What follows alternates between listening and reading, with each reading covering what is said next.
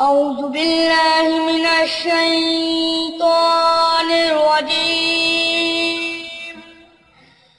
بسم الله الرحمن الرحيم. والتين والزيتون وطور سينين وهذا البلد الأمين. لقد خلقنا الإنسان في أحسن تقويم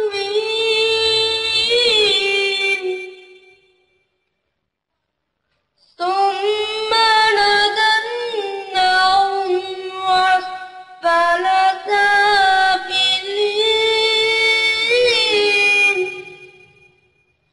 إلا الذين آمنوا وعملوا الصالحات فلهم أجر غير ممنون. فما يقربك بعد بالدين